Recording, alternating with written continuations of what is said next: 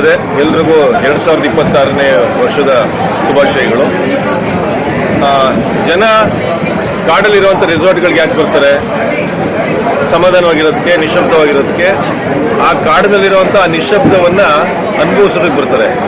ಕಾಡೊಳಗಡೆ ಬಂದು ಅಲ್ಲಿರುವಂಥ ಶಾಂತಿಯುತವಾದ ವಾತಾವರಣನ ಜೋರಾಗಿ ಮ್ಯೂಸಿಕ್ ಹಾಕ್ಕೊಂಡು, DJ ಹಾಕ್ಕೊಂಡು, ನ್ಯೂ ಇಯರ್ ಪಾರ್ಟಿ ಮಾಡಿಕೊಂಡು ಅಲ್ಲಿರೋ ಪ್ರಾಣಿಗಳಿಗೆಲ್ಲ ತೊಂದರೆ ಕೊಡಂಗಿದ್ರೆ ದಯವಿಟ್ಟು ನಗರ ಪ್ರದೇಶದಲ್ಲಿ ಇದ್ದೀರಿ, ಬೆಂಗಳೂರಿದೆ, ಮೈಸೂರಿದೆ, ಸಿಟಿಗಳಿದೆ, ಅಲ್ಲಿ ಪಬ್ಗಳಿದ್ದಾವೆ, ಬಾರ್ಗಳಿದ್ದಾವೆ, ಬೇಕಾದಷ್ಟು ಹೋಟ್ಲುಗಳು ನಿಮಗೆ ಅಂತೇಳಿ ತೆರ್ಕೊಂಡಿರ್ತವೆ.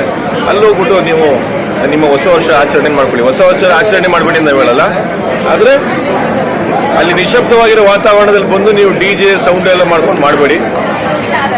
ಇದ್ರ ಮೂಲಕ ಮೈಸೂರಿನ ಜಿಲ್ಲಾಧಿಕಾರಿಗಳಿಗೆ, ಅರಣ್ಯ ಸಚಿವರಿಗೆ ಮತ್ತು ಅರಣ್ಯ ಇಲಾಖೆಯ ಚೀಫ್ ಸೆಕ್ರೆಟರಿಗೆ ಏನು ಹೇಳಕ್ಕೆ ಇಷ್ಟಪಡ್ತೀನಿ ಅಂತ ಹೇಳಿದ್ರೆ, ಈಗ ತಾವೇನು ನಿರ್ಧಾರ ತಗೊಂಡು ಇವತ್ತು ಸಫಾರಿಗಳನ್ನು ನಿಲ್ಲಿಸಿದಿರಿ, ನಿಮ್ಮ ಕಣ್ಣಿಗೆ ಅದು ಕಾಣ್ತಾ ಇದೆ. ಯಾವುದೇ ರೀತಿಯಾದ ಬೇರೆ ದಾಳಿಗಳಾಗ್ತಾ ಇಲ್ಲ, ರೈತರಿಗೆ ತೊಂದರೆ ಆಗ್ತಾ ಇಲ್ಲ. ಹೌದು, ನಿನ್ನೆ ಒಂದು ಅಹಿತಕರ ಘಟನೆ ನಡೆದಿದೆ ಅಂತ ಗೊತ್ತಾಯಿತು. ಸಣ್ಣ ಈದ ಅಂತೇಳಿ ಅರಣ್ಯ ಇಲಾಖೆಯ ಒಬ್ಬರು ತೀರ್ಕೊಂಡಿದ್ದಾರೆ ಅಂತೇಳಿ ಹುಲಿ ದಾಳಿಯಿಂದ. ನಿಜವಲ್ಲೂ ಅದು ತುಂಬ ದುಃಖಕರವಾದ ವಿಚಾರ. ಇಷ್ಟೇ, ಏನಂತ ಹೇಳಿದ್ರೆ, ಇಲ್ಲ ಆ ಕಡೆ ರೈತ ಸಾಯ್ತಾನೆ, ಇಲ್ಲ ಅಂತೇಳಿದ್ರೆ ಅಲ್ಲಿ ಮುಂದೆಗಡೆ ಒಂದು ಚಿಕ್ಕ ಕೆಲಸ ಮಾಡುವಂಥ ಜನಗಳು ಸಾಯ್ತಾರೆ. ಯಾರು ಆಫೀಸರ್ಗಳಾಗಲಿ, ಮಂತ್ರಿಗಳಾಗಲಿ, ನೀವೆಲ್ಲ ಸೇಫ್ ಆಗಿರ್ತೀರಿ. ಹಾಗಾಗಿ ನಾನು ಏನು ಹೇಳ್ತೀನಿ ಅಂತ ಹೇಳಿದ್ರೆ, ನಿಮ್ಮ ಸ್ವಾರ್ಥ ಮತ್ತು ನಿಮ್ಮ ಸಂತೋಷ ಮತ್ತು ನಿಮ್ಮ ಏನಂತ ಹೇಳ್ಬೋದು ಎಂಜಾಯ್ಮೆಂಟು ಪ್ರಾಣಿಗಳಿಗೆ, ಕಾಡಿಗೆ ತೊಂದರೆ ಆಗ್ತೀರಾ. ಅದು ಶಾಂತಿಯಾಗಿ ನಿಶಬ್ದವಾಗಿರೋಕ್ಕೆ ಬಿಟ್ಬಿಡಿ. ಅಪ್ಪಿತಪ್ಪಿ ನೀವೇನಾದರೂ ಅಲ್ಲಿ ರೆಸಾರ್ಟ್ಗಳಲ್ಲಿ ರಾತ್ರಿ ಹೊತ್ತು DJ ಹಾಕೋದು, ಸೌಂಡ್ ಮಾಡೋದೆಲ್ಲ ಏನಾದ್ರು ವಿಚಾರ ನಮ್ಗೆ, ಯಾಕಂತ ಹೇಳಿದ್ರೆ ಈಗ ಆಲ್ರೆಡಿ ಅದ್ರ ಬಗ್ಗೆ ನಾವು ಎಚ್ಚೆತ್ಕೊಂಡಿದ್ದೀವಿ. ಒಂದಷ್ಟು ರೈತರು ಅದ್ರ ಮೇಲೆ ಆಲ್ರೆಡಿ ಕೆಲಸ ಮಾಡ್ತಾ ಇದ್ದಾರೆ. ನೀವುಗಳೆಲ್ಲ ಏನೋ ನ್ಯೂ ಇಯರ್ ಪ್ಯಾಕೇಜ್ಗಳು ಬೇರೆ ಮಾಡ್ತಾ ಇದ್ದೀರಂತೆ, ಅದು ತಿಳಿದಿದೆ. ಇದಿಷ್ಟು ಮಧ್ಯದಲ್ಲಿ ನೀವು ಕಬಿನಿ ಇನ್ನೀರಲ್ಲಿ ಸಫಾರಿ ಮಾಡ್ತಾ ಇರೋದು, ಬೋಟ್ ಸಫಾರಿ ಮಾಡ್ತಾ ಇರೋದು ವಿಚಾರ ತಿಳಿದಿದೆ. ಬಟ್ ಅದ್ರ ಬಗ್ಗೆ ನಾವೇನು ತಲೆ ಕೆಡ್ಸ್ಕೊಳಕ್ಕೆ ಹೋಗ್ತಾ ಇಲ್ಲ, ಯಾಕಂದ್ರೆ ಅದರಿಂದ ಯಾವುದೇ ರೀತಿಯ ಪ್ರಾಣಿ ದಾಳಿ ಆಗಿಲ್ಲ. ಸೊ ನಾವು ಸೈಲೆಂಟ್ ಆಗಿದ್ದೀವಿ, ನಾವು ಒಂದು ಜವಾಬ್ದಾರಿಯುತವಾಗಿ ನಡ್ಕೋತಾ ಇದ್ದೀವಿ.